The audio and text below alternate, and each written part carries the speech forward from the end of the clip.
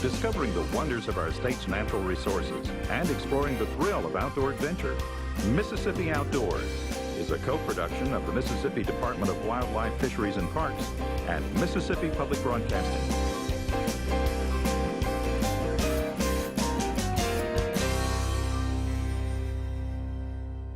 Welcome to Mississippi Outdoors. I'm Amanda Mills. And I'm Randy Newell. Thanks for joining us. In our first story, Randy joins Attorney General Jim Hood for an early season dove hunt in Lefore County. Then we take a look at waterfowl habitat management on our state wildlife management areas. Let's go.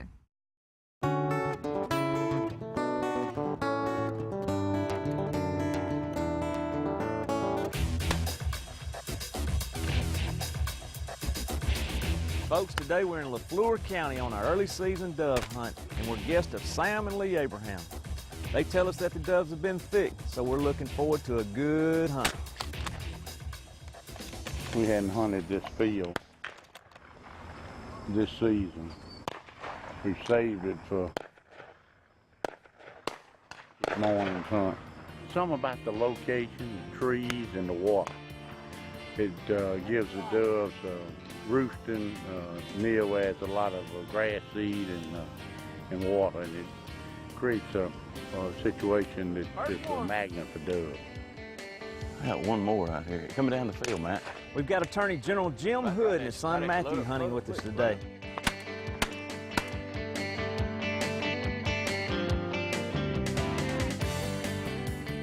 Behind you, Dustin, behind you. Matt, behind you. Take a shot, shoot. Hey, also a little further to the west, we've got Arkansas's Attorney General Dustin McDaniel hunting with us.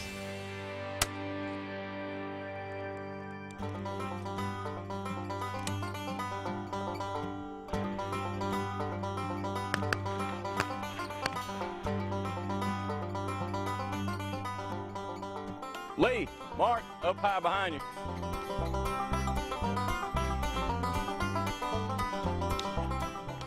First shot.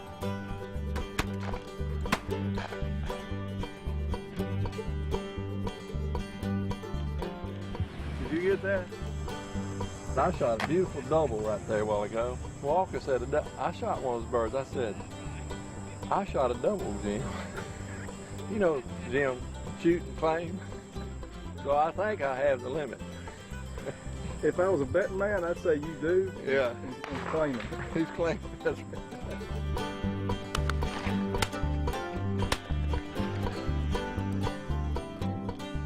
Number five, this is great. Doves going everywhere. It's like a NASCAR convention out here. I can't get the ejector, show you. I'm saving money is what I'm doing right now because I'm just missing them anyway.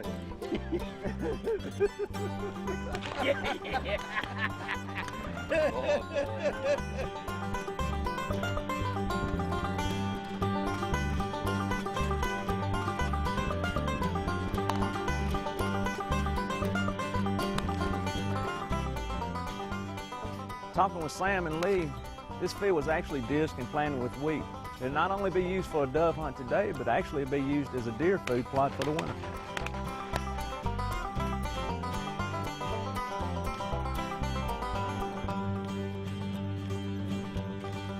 All right, coming around, coming around.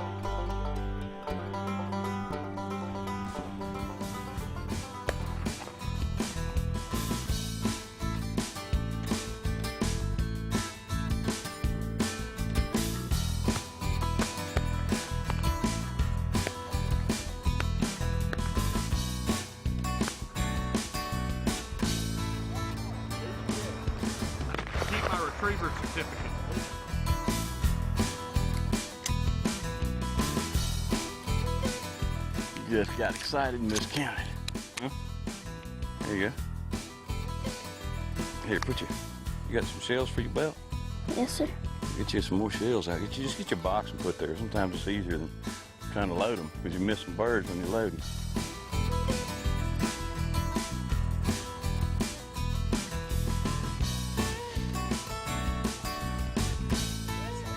That's the DA over here shooting over there.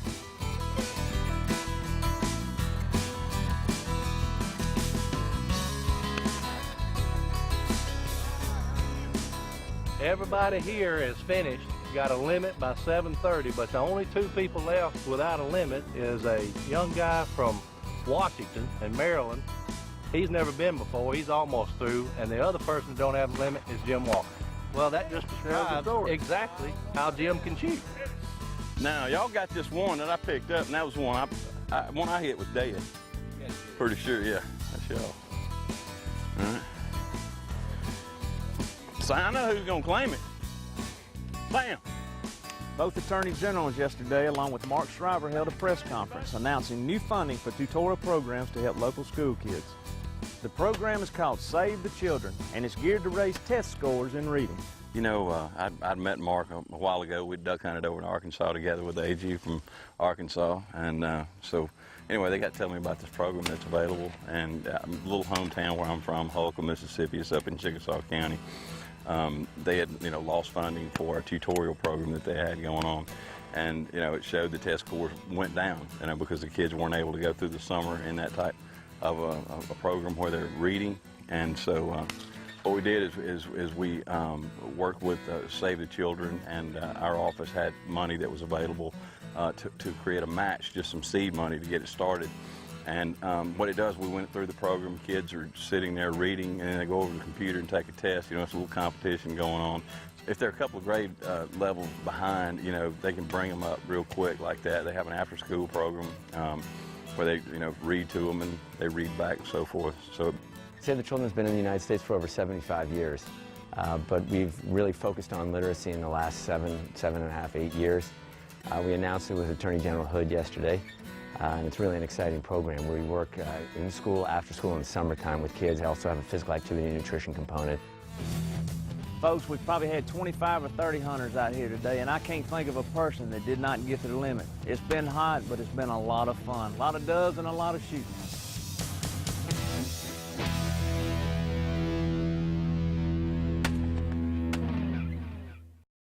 Did you know that the money spent on your hunting and fishing license is an investment? The Mississippi Department of Wildlife, Fisheries, and Parks uses money from license sales to enhance hunting and fishing. Like providing public hunting opportunities for wildlife management areas.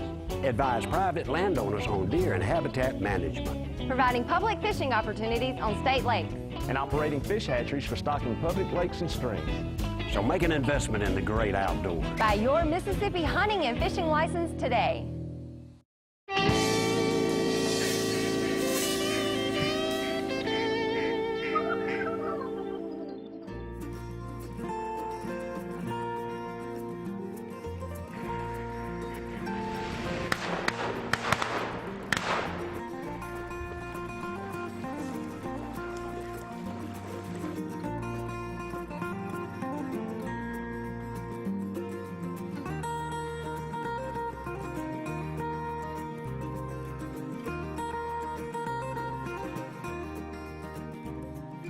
The Commission has a long-range goal of improving waterfowl hunting in the state of Mississippi. Our primary goal as a waterfowl program and as an agency is to improve habitat in Mississippi and to try to get more ducks to migrate in winter here. Look right there. The mission of the Commission is, number one, to protect the resource, whatever it might be, whether it be ducks or deer or squirrels or rabbits or whatever. But number two, while protecting that resource, to provide as much opportunity for Mississippians as we can possibly provide. And we take that mission very seriously. Thank you. What the Commission has done is through investigation, dealing with other states, Louisiana and Arkansas have both suffered habitat duck waterfowl losses. as I learned about it, I wanted to try to make a difference, try to help, see what we could do as someone from Mississippi, and of course a lot of other Mississippians are involved with great conservation organizations, and also I've tried to help the Department of Wildlife here, which I think has had great vision for that as well, because they've seen we're all connected together. I mean, what happens in Mississippi is connected to what happens in the Dakotas and the breeding grounds and in Canada. I'm a waterfowl hunter. I'm a bird shooter, wing shooter. And so I like to waterfowl hunt. All my life I've grown up waterfowl hunting. There are several commissioners on the commission that they like to hunt, of course, wildlife in general, but have a passion for waterfowl. And so with that mix, there was a lot of discussion on how can we improve waterfowl hunting in Mississippi? What do we need to do? We've done a lot of research. We discovered that we've lost a lot of habitat over the last 15 years. A combination of WRP, which was 150,000 acres of our best lowlands that usually had crops and flooded, and now it's in hardwood timber. And the farming practices have changed. The farmers have gotten a lot more efficient. They don't leave any grain in the field. So consequently, we don't have the resources, we don't have the food source that we used to have for ducks. Of course, our emphasis in the agency has always been working with DU, Delta Waterfowl, Mississippi State, other folks that are in the waterfowl world, to put emphasis on not only the breeding grounds in Canada, but also what we do in Mississippi. What can we do to improve habitat when the waterfowl are here? And when they get ready to leave, hopefully they're healthy and they go back to their breeding grounds. So in that whole discussion with the commission and kind of brainstorming, we came up with that we need to look at other states, maybe just see what they're doing. There's some states that are leading in the waterfowl arena as far as what they're doing to promote and enhance waterfowl. And so we visited other states, and also as a group, several commissioners, myself, several staff members, and the agency flew to Missouri. We actually went through their process of the way they handle WMAs, the way they handle the draw system, actually drew to go hunting on one of their WMAs. And we saw what they were doing, and it was really phenomenal. We hunted on public land on one of their wildlife management areas. We killed lots of ducks, and they've been doing it for years, and it's carefully managed, and it's been extremely successful. We went to Missouri, visited with them, discovered that they had initiated a program 20 years ago, and they bought over 80,000 acres of land, and it's farmed. 25% of that crop is left in the field for waterfowl, and they let the public hunt it. We concluded that if they could do it, we could give it a try. We've done the same thing with a place called the Howard Miller, which is in Issaquah County, 2,000 acres. We've got 6 other locations in the state that we manage, and we manage them all very similarly to Missouri. Good boy. Fortunately, we have the Heritage Fund that comes from license sales from sportsmen and women to purchase lands, and the duck stamp money to purchase lands for waterfowl and other things. So we started looking around for properties to try to improve our situation in Mississippi, and we bought 1 or 2 properties since that trip. They're prime waterfowl areas. We've instituted the permit draw, which has worked wonderfully, and we've also at the same time brought in some new young biologists who are great waterfowl people and are leading the waterfowl program. The MDWFP waterfowl program does a lot of things for waterfowl in the state. You know, we work on public lands, WMAs, as well as private lands, and we're busy throughout the year working with wildlife management area staff, trying to manage habitat for waterfowl.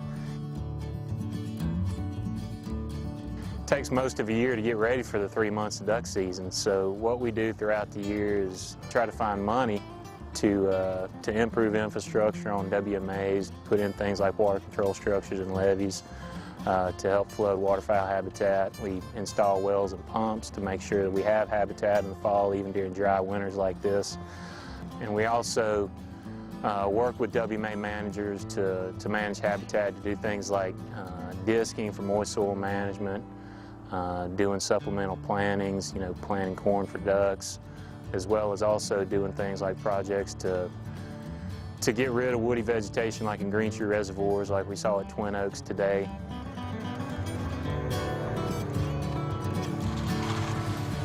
The machine you're seeing out there is a track hoe mulcher, and what we're doing, we hired a local contractor to come in here and start opening up some more duck holes, getting rid of some of the undesirable tree species that don't produce hard or soft mass for wildlife or waterfowl. And what he's doing is actually removing these trees one by one, and what that does is when he takes out a smaller tree like that, is open up the canopy and the understory and allows sunlight to come down and hit the ground, and it allows moist soil plants like smartweed and wild millet and a few other grasses to grow up and to provide a lot of duck food. The machinery that we used in places like Howard Miller when we're rolling vegetation is we flood wetland units up in the early fall, late summer to provide teal habitat and wading bird habitat, shorebird habitat. And what we do is we go in and roll all that vegetation down, and that provides a lot of food for these birds to eat, and also places for them to land and to loaf, etc. And also open water for guys to hunt. We've seen through private enterprise, there are two gentlemen that have paved the way, so to speak, Reeves Neblett and Dan Hughes, and I'm sure there are others that have paved the way. They purchased catfish ponds, converted them to waterfowl areas, and demonstrated that you could put the right combination of management and food source there and attract a lot of birds. We're in the process of buying another 1,000 acres above above Indianola. And then we've got the caps, the Charlie caps is 500 acres that we're preparing for ducks. Now with the new purchase that we're talking about in Indianola, it's catfish ponds. Some of it's already been converted to row crop where they've taken the levees down. As you would imagine, if you just had raw catfish ponds and you took the water down, when you walk out there, you're going to sink about 6 feet in mud. So it's a process you've got to take those ponds through. This is going to be a great facility for waterfowl hunting, but also when the waterfowl hunting is over, you prepare the waterfowl for the migration north. So it'll be a food source, a location in the Delta. The state has bought some property, the state of Mississippi has, and they're farming it, leasing it out, and leaving food for the ducks. And also we're doing hunts in a way that is not so crowded or so competitive that you can't have a good quality hunt.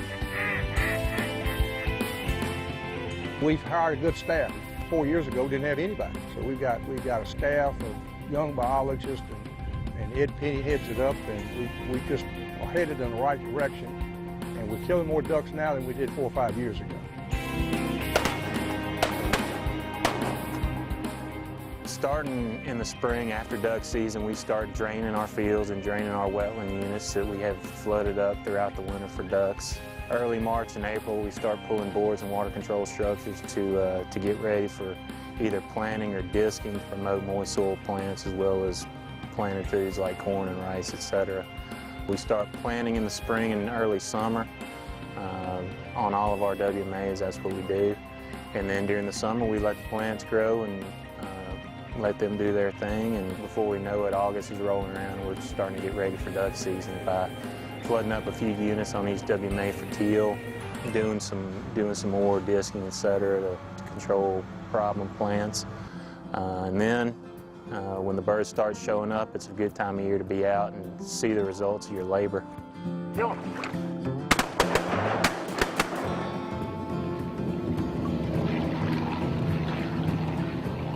We fly 4 aerial surveys a year during the winter time. Houston Haven, one of our waterfowl biologists, is responsible for that. We start flying in mid-November, and then we do a survey in mid-December, and one in early January and one in late January. And what we do is we fly throughout the Mississippi Delta, we fly transects, and basically we count ducks, and then we extrapolate all that data, and it comes up with the maps that we see that we post on the internet, on our website, and it seems to be pretty popular. We've been doing these surveys since 2002. I've started 2 years ago, so this year will be my 3rd year flying these. And what we're getting out of it is, like I said, comparing general estimates of waterfowl from year to year throughout the Delta, and also seeing the time of year that waterfowl are migrating into Mississippi and staying here during the winter. Generally start seeing a good number of waterfowl in November and increasing through December. A lot of times our peak numbers will be in January, sometimes they'll be in late December.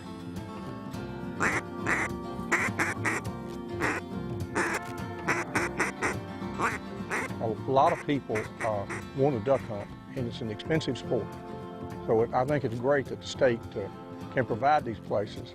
There's no charge at all. It's a draw, and then and then on the day of the hunt, you can show up, and about half of the hunt is who shows up, and if need be a draw, it'll be a draw between that group. I think it's very important. I think we sell close to 35,000 licensed duck stamps a year. We have purchased land with our duck stamp money.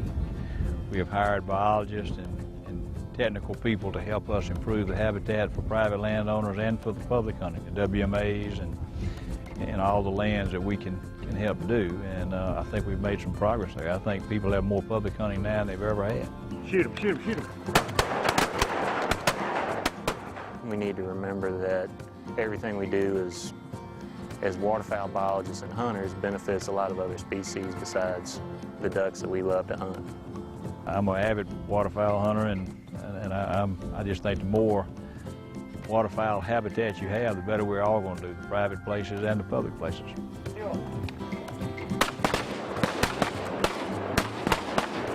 I'll be pleased to know that I had a small part in turning Mississippi into one of the premier duck hunting states in the country.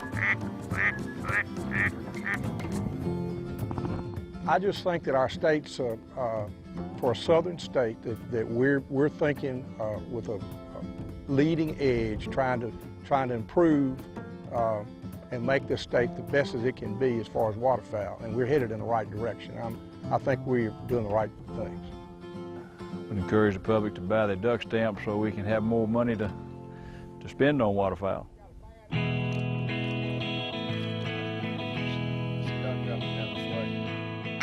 We need to keep waterfowl hunters. We need to promote the sport of waterfowl hunting, and we're trying to do that through the 2nd year of our youth waterfowl camp. We're working with Ducks Unlimited and Mississippi State and Delta Waterfowl and Delta Wildlife to try to get more kids involved in duck hunting and to show what waterfowl hunting means to conservation. A lot of these other oak trees, which are producing really nice-sized acorns for ducks, cannot survive in these constant flooded conditions. We've got I think, a real good program started. We have different habitats that we're managing now differently. I think the public has responded. We've gotten real good comments on what we're doing and how we're improving the waterfowl habitat and the waterfowl opportunity. You know, we love doing what we do. We're focused primarily on ducks, and that's what we do, is try to make duck habitat in Mississippi for both ducks and hunters.